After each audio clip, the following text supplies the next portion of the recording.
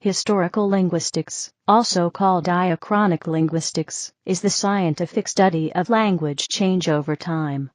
Principal concerns of historical linguistics include history and development. Modern historical linguistics dates from the late 18th century. It grew out of the earlier discipline of philology, the study of ancient texts and documents dating back to antiquity. At first, historical linguistics was comparative linguistics.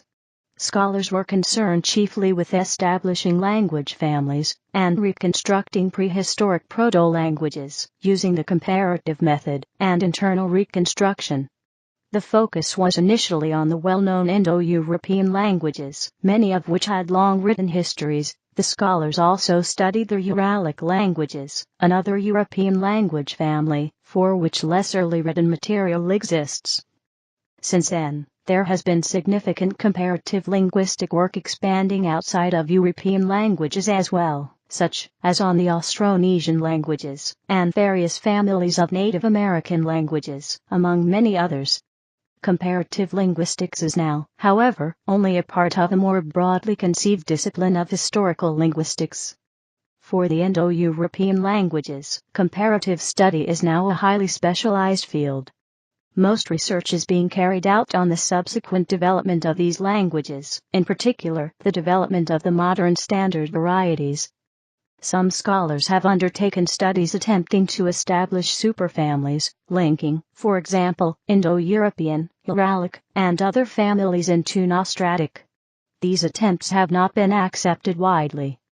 The information necessary to establish relatedness becomes less available as the time depth is increased.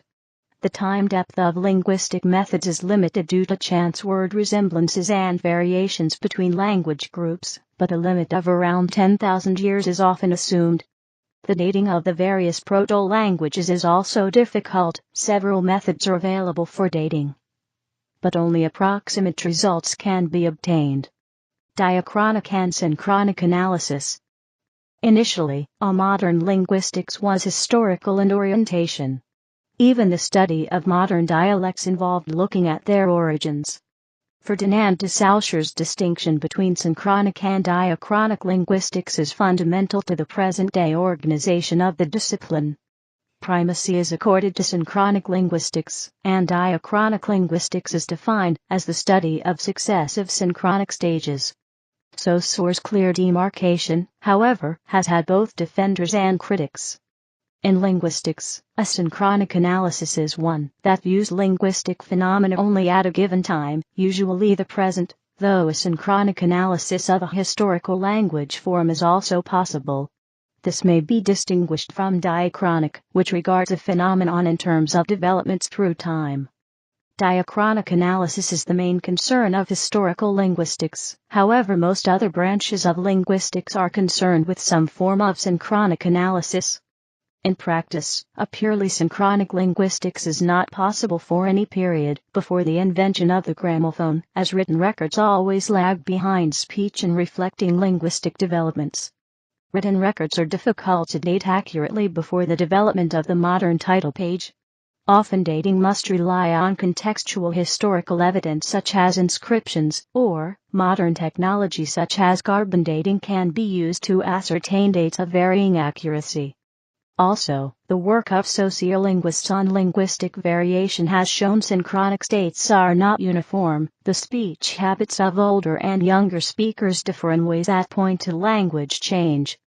Synchronic variation is linguistic change in progress. Synchronic and diachronic approaches can reach quite different conclusions. For example, a Germanic strong verb, like English sing, sang, sung, is irregular when viewed synchronically. The native speaker's brain processes these as learned forms, whereas the derived forms of regular verbs are processed quite differently by the application of productive rules. For example, adding "at" to the basic form of a verb, as in walk, walked.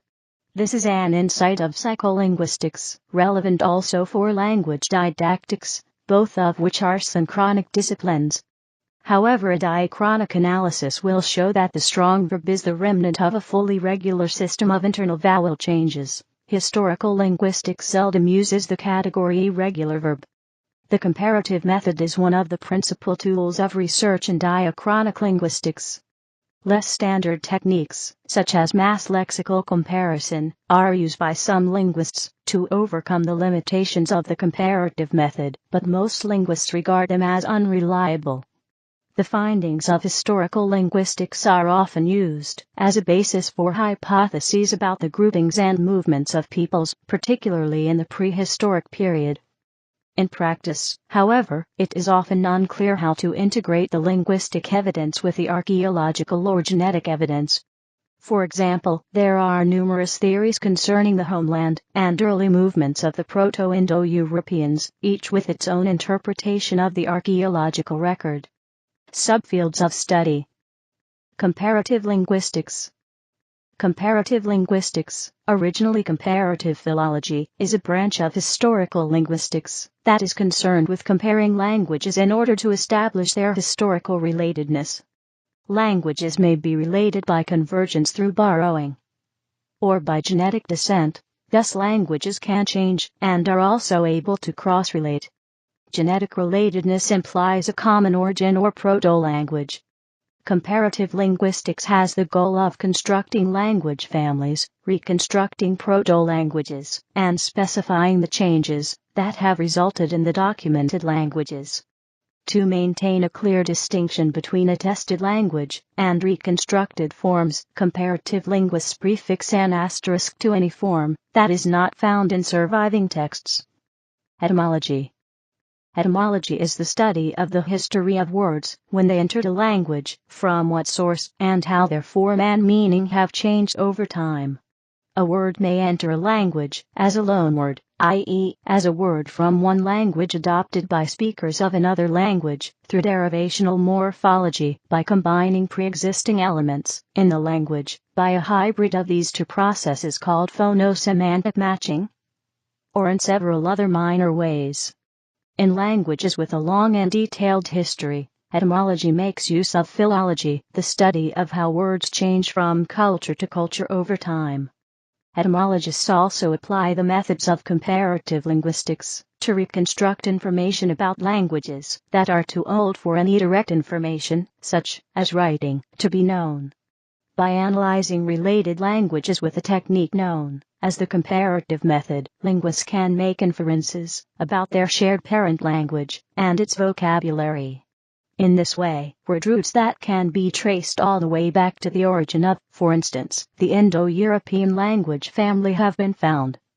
Although originating in the philological tradition, much current etymological research is done in language families for which little or no early documentation is available, such as Uralic and Austronesian. Dialectology.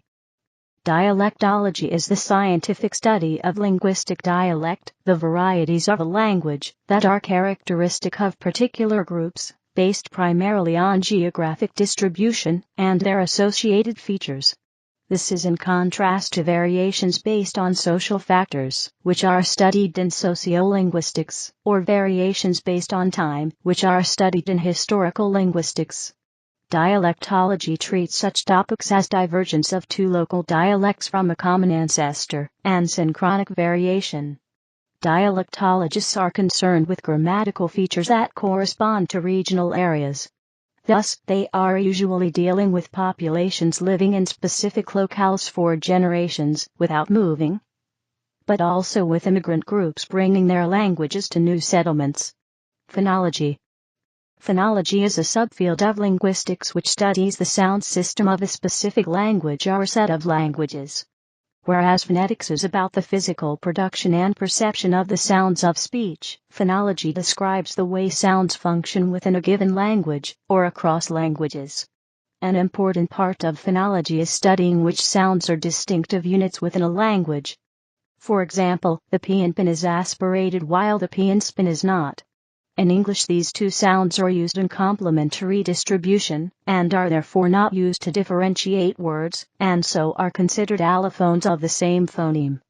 In some other languages, for example Thai and Quechua, this same difference of aspiration, or non-aspiration does differentiate words, and these two sounds, or phones, are therefore considered phonemes.